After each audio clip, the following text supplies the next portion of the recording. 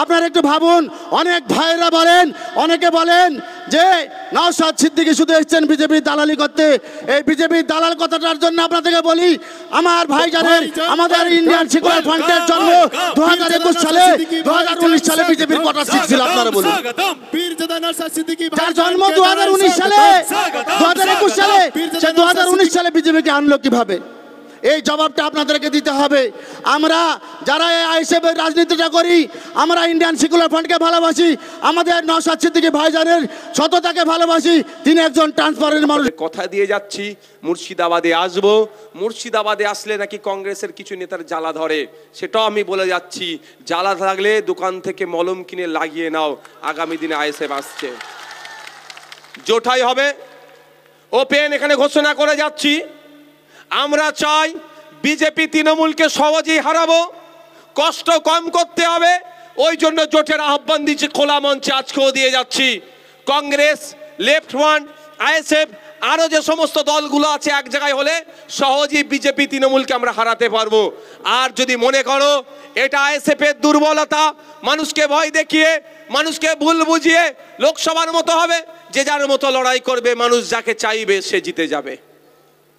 তবে আমাদেরকে বিজেপি তৃণমূলকে হারাতে হবে। এই মাঠটাতে অনেকজন, আপনাদের পায়ের নিচে কি আছে? মাঠ তো, মাঠে ঘাস আছে তো। ঘাসটা কি করে হলো? পানি ছিল বলেই তো। পানি যদি না থাকতো ঘাস হতো না। এবার আমি আপনাদের উদাহরণ দিচ্ছি। আর ঘাস থাকলেই কি আসছে? গরু ছাগল আসছে, হ্যাঁ, ডিস্টার্ব হচ্ছে, কারণ তারা বাথরুম টাথরুম করে দিচ্ছে, মাছ নষ্ট হয়ে যাচ্ছে। তো যদি না পানি থাকে ঘাস হবে না, ঘাস না থাকলে গরু ছাগল আসবে না। পানি আসার লাইনটা কে বাবা? তৃণমূল।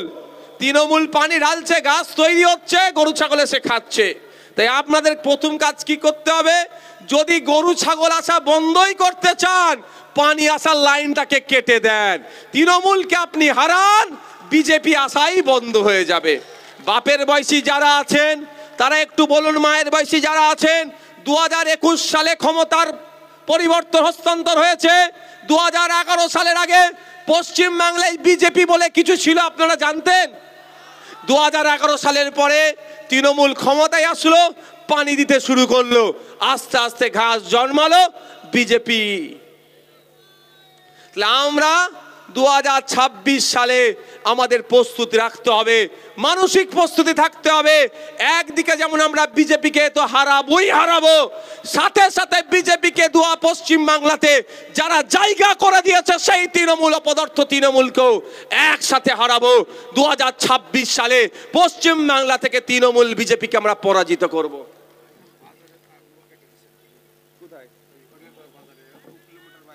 আচ্ছা আচ্ছা, আমাকে ভোট দেবেন তো? আমি একটা কথা বলি, এখন তো মেশিন চেঞ্জ করার ক্ষমতা আমার হাতে নেই, মেশিন পাহারা দিবার ক্ষমতা তো আমাদের কাছে আছে। হ্যাঁ, মেশিন পাহারা দিবার ক্ষমতা আছে তো? এই মেশিন পাহারা দিবার ক্ষমতা আছে তো? মেশিন চেঞ্জ করার ক্ষমতা যখন হবে ব্যালটে নিয়ে চলে আসবো, সে ক্ষমতা তৈরি হয়নি। কিন্তু এখন ক্ষমতা তৈরি হয়েছে, আমার ভোটকে আমি রক্ষা করার ক্ষমতা আমার আছে। তো আপনি যেটা বলছেন ওই গল্প আর এখানে বাংলায় খাটবে না। আমার ভোট দিয়েছি গণনা কেন্দ্রে, আমার ভোটটাও আমি বুঝে নেব, সেই ক্ষমতা আমাদের আছে, আমরা বুঝে নেব। তাই হরিয়ারপাড়ার মানুষকে বলবো, কে কি গল্প শোনাচ্ছে দেখার দরকার নাই, আসুন আইএসএফ এর ছায়াতলে 2026 সালে হরিয়ারপাড়া থেকে একটা নওশাদ সিদ্দিকীকে আপনারা আইনসভার মধ্যে পাঠান। ভাঙরের এক নওশাদ সিদ্দিকী যদি 293 টাকা হিলিয়ে দিতে পারে, হরিয়ারপাড়া থেকে যুক্ত হবে, ফারাক্কা থেকে যুক্ত হবে, শামসেরগঞ্জ থেকে যুক্ত হবে, জঙ্গিপুর থেকে যুক্ত হবে, মোথাবাড়ি থেকে যুক্ত হবে, সোজাপুর থেকে যুক্ত হবে, পশ্চিম বাংলার বিভিন্ন প্রান্ত থেকে নওশাদ সিদ্দিকীর সাথে যখন যুক্ত হবে, এরা অন্যায় করাটাই ভুলে যাবে। আচ্ছা, লাস্ট একটা কথা বলি, আমাদের মাইকের তার নাকি বলছে কেটে দিয়েছে, সনদদা বললো। শোনেন, একটা আমি উদাহরণ দেবো, একটাও শেষ করব।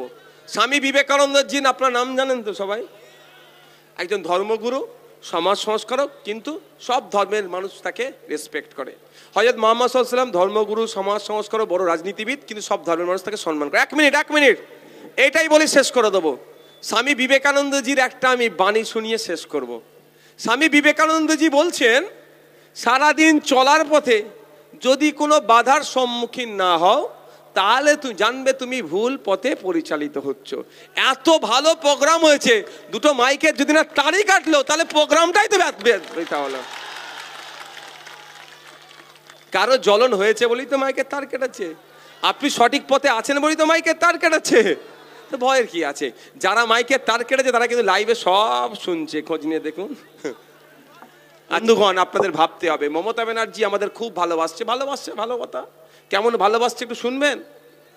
গত পরশুদিন রাত্রে আপনাদের মুর্শিদাবাদে মাজহারুল ইসলাম নামে একটি শিক্ষক, শুনলাম তার ছেলে নাকি কলকাতায় MBBS পড়ছে, তার মেয়ে নাকি কোনো কলেজের সেকেন্ড ইয়ারে পড়াশোনা করছে, প্রতিষ্ঠিত ফ্যামিলি, বাড়ির সবাই উচ্চশিক্ষায় শিক্ষিত, তার বাড়িতে নাকি গাঁজা খুঁজতে এসেছিল, পুলিশ এসেছিল।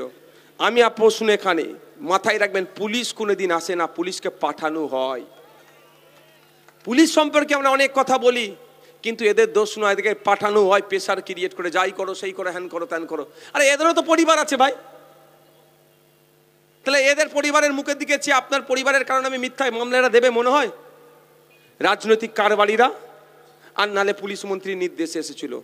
আপনি বলুন তাহলে মমতা ব্যানার্জি এই সংখ্যালঘু প্রেমী?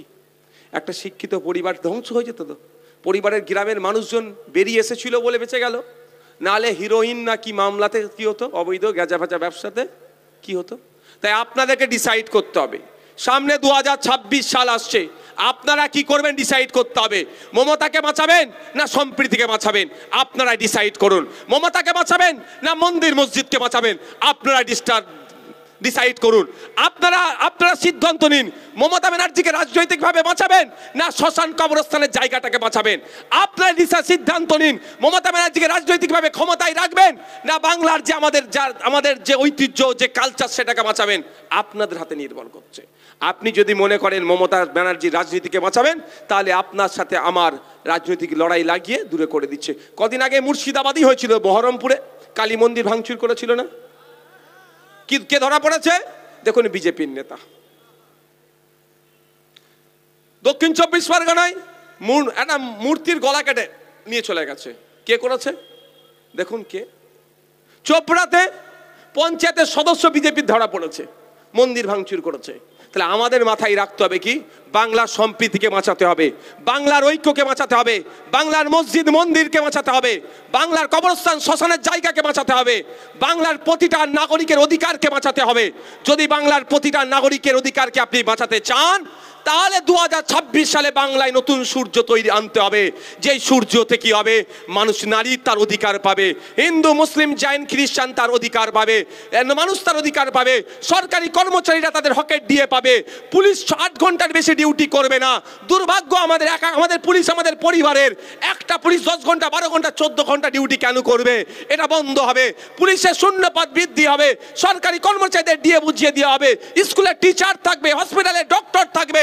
আপনাকে আর মুর্শিদাবাদ থেকে কলকাতায় ট্রিটমেন্ট করতে যেতে হবে না। আপনার জেলায় NRS তৈরি হবে, আপনার জেলায় SSKM তৈরি হবে, আপনার জেলায় আরজিকর তৈরি হবে। এক কথাই, আপনার অধিকার আপনার বাড়ির দ্বারে উপস্থিত হবে। বন্ধুগণ, আপনারা দেখেছেন এখন 3 মাথার পরে বিডিও অফিস চলে আসছে না? এসছে তো? 3 মাথার মোড়ে বিডিও অফিস আসছে তো নাকি? হ্যাঁ, তাহলে এক বিধায়ক ভাঙড় যেটা দিয়েছে দুয়ারে সরকার, 3 মাথার মোড়ে উপস্থিত হয়ে যাচ্ছে। যদি আগামী দিনে আপনারা 10টা নওশাদ সিদ্দিকীকে আইনসভার মধ্যে পাঠান, কি হবে? আপনার বাড়ির সামনে বিডিও অফিস হয়ে যাবে। আমি একটা কথা বলে সময় স্বল্প শেষ করব। কথাটা হচ্ছে এটাই, আমাদের বিরুদ্ধে এরা রাজনৈতিকভাবে কিছু বলতে পারবে না। যদি বলতে পারে, আমরা যদি কিছু ভুল করি, সামনে ডিবেটে বসিয়ে দেবেন। ওই 4 আনার 8 আনার নেতাদেরকে আমি বলবো না, কারণ এদের নিজস্ব ক্ষমতা নাই। ওই বলছিল মাইরা কি লাগবে, বলছে দিদি সব হয়ে গেছে, এদিকে কিছুই নাই। ওই নেতার সাথে ডিবেটে বসে কিছু লাভ হবে না। এদের যারা পলিসি মেকার, যারা ডিসিশন নেয়, যারা, তাদের সাথে ডিবেটে বসিয়ে দেন, যদি হেরে যায় ছেড়ে চলে যাব। আমাদের বিরুদ্ধে একটাই প্রোপাগান্ডা চালাবে, কি বলুন তো? বিজেপির কাছ থেকে টাকা নিয়ে বিজেপির সুবিধে করে দিচ্ছে। আপনারা বলবেন ভাই টাকা তো নিতে দেখিনি। একটা কাজ কর, হরিয়ার পাড়ার ওই মাঠে 1 মিনিট ভাই, এই কারো অসুবিধা আছে? তাহলে যারা নড়াচড়া করছে একটু ঠিকঠাক করে বসো ভাই, একটাই কথা বলি, শেষ করে দেবো। আপনারা বলবেন হরিয়ারপাড়া মাঠটির নাম কি? কিষাণ মান্ডি মাঠে এসে নওশাদ ভাইজান আমাদের বিধায়ক চেয়ারম্যান বলে গিয়েছে প্রকাশ্যে বিজেপির কাছ থেকে টাকা নেবো, তৃণমূলের লোকেরা ব্যবস্থা করো। কারণ আমি যদি গোপনে নিই তাহলে ওনারা জানতে পেরে যাচ্ছে। ভয় লাগছে নাকি আপনাদের? যদি নেবো তো প্রকাশ্যে নেবো, গোপনে কেন নেবো ভাই? আমি গোপনে নিচ্ছি, ওনারা নাকি বুঝতে পেরে গেছে, তাহলে ওদের কত যোগাযোগ। তাহলে আমি বলছি তোমরা প্রকাশ্যে নেবো ব্যবস্থা করো, তবে 100 টাকার ব্যবস্থা করলে 90 টাকা তোমাকে দিয়ে দেবো, 10 টাকা শুধু আমি রাখবো। আরো ভালোভাবে হচ্ছে না? ওরা বিধবা ভাতা তুলে, বিধবা ভাতা থেকে কাটিং করে খায়, বার্ধক্য ভাতা থেকে কাটিং করে খায়, আবাস যোজনা থেকে কাটিং করে, ওসব কাটিং করতে হবে না। 1 কোটি টাকা যদি ব্যবস্থা করতে পারে তৃণমূলের কোনো লোকেরা বা কেউ বিজেপির কাছ থেকে, আমি প্রকাশ্যে নেবো, তবে 10 লাখ টাকা আমি পার্টি চালাতে নেবো, আর 90 লাখ টাকা সেই ভাইকে আমি দিয়ে দেবো। অসুবিধা আছে কারো? আজকের পর থেকেই দিয়ে গল্প শোনাই, বলবেন তো এই বেশি বকিসনি, ব্যবস্থা করতে বলেছে ভাইজান, নেবে বলেছে, নিয়েছে, আমরা দেখিনি, এবার আমরা নেবো, কিভাবে নিচ্ছে সেটা দেবো, ওই মঞ্চ থেকে নেবে। ঠিক আছে। দ্বিতীয় কথা কি বলছে, ভোট কেটে নাকি বিজেপির সুবিধা হবে। আমি আপনাদের এখানে বলে যাই, একটা এগ্রিমেন্ট হোক, ওইদিকে মমতা ব্যানার্জি করবে, এদিকে আমাদের বড় ভাইজান আব্বাস সিদ্দিকী করবে। আইএসএফ যেখানে যেখানে প্রার্থী দেবে সেখানে যদি বিজেপি আছে, তৃণমূল যা শাস্তি দেবে সবটাই মাথা পেতে মেনে নেবো আমরা। আর এগ্রিমেন্টে কি লেখা থাকবে, তৃণমূল যেখানে যেখানে প্রার্থী দেবে ওখানে যদি বিজেপি চলে আসে, আমরা আইএসএফ যা শাস্তি দেবো ওদেরকেও মেনে নিতে হবে। কি হবে তো? দুধ কে দুধ, পানি কে পানি। আমি যদি টাকা নিয়ে বিজেপিকে আনার ব্যবস্থা করি ভোট কেটে, তাহলে তৃণমূল আমাকে যা শাস্তি দেবে আমি তাই শাস্তি মাথা পেতে মেনে নেব। আর ওই এগ্রিমেন্টও লিখতে হবে, যেখানে যেখানে তৃণমূল প্রার্থী দেবে, মুর্শিদাবাদে কিন্তু বহরমপুরে তৃণমূল প্রার্থী দিয়েছিল, বিজেপির বিধায়ক এসেছে, আমরা নজর রাখবো, এগ্রিমেন্টে লেখা থাকবে যদি মুর্শিদাবাদের একটা সিট বিজেপি পায়, তৃণমূলের কি হবে গো, তোমরাই বলো কি হবে? খুব রাগ আছে, হ্যাঁ, প্রচুর মেরেছে, মিথ্যা মামলা দিয়েছে, হিসাব বরাবর। আমার বুকে সাহস আছে, আমি এগ্রিমেন্ট করতে প্রস্তুত। মমতা ব্যানার্জি সত্যিকারের অর্থে যদি বিজেপিকে আটকাতে চায়, চলো এগ্রিমেন্টে আসো। পারবে? ও তো এগ্রিমেন্টকে ও তো বিজেপিকে নিয়ে আসছে ভাইপোকে বাঁচাতে, তাই সে যদি তার ভাইপোকে বাঁচানোর জন্য রাজ্যের মানুষকে বলি দিয়ে দেয়, রাজ্যের মানুষকে ধ্বংসের দিকে ঠেলে দেয়, আমরা কি আমাদের ভাইপোগুলোকে বাঁচানোর জন্য আমরা এক হতে পারবো না? আমরা সনদদার নওশাদ সিদ্দিকী কি এক হতে পারবে না? হাবিব ভাই আর সনদদা কি এক জায়গায় থাকতে পারবে না? আমাদেরকে থাকতে হবে, ভুল বুঝালেও আমাদের হবে না। তাই আপনাদের অনুরোধ করবো, যেমন আপনারা শৃঙ্খলার সাথে এসেছিলেন, শৃঙ্খলার সাথে ফিরে যান। রাজনীতির জন্য পাড়া প্রতিবেশীর সাথে হিংসায় জড়াবেন না। নেতারা কলকাতায় বসে এসি রুমে বসে চা খাচ্ছে, কোনো অশান্তি নাই, আস্তে আস্তে আপনারা বিদায় নেন, আপনারা আস্তে আস্তে বিদায় নেন। নেতারা এসি রুমে বসে চা খাচ্ছে, কোনো অসুবিধা নাই, হিংসা শুধু হরিয়ারপাড়াতে, মুর্শিদাবাদে। তাই আমি আপনাদের অনুরোধ করব, রাজনৈতিক হিংসাতে আপনারা জড়াবেন না।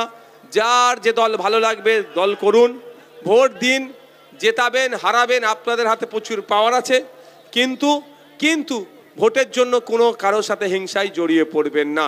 সকলকে ধন্যবাদ জানাই যারা এসেছিলেন, ধন্যবাদ জানাই মিডিয়ার বন্ধুদেরকে, ধন্যবাদ জানাই আমাদের মুর্শিদাবাদ জেলা নেতৃত্বদেরকে, হরিয়ারপাড়া বিধানসভার নেতৃত্বদেরকে, ধন্যবাদ জানাই প্রশাসনের বন্ধুদেরকে, যাদের সহযোগিতায় সুষ্ঠুভাবে আজকের এই প্রোগ্রাম সমাপ্ত হলো।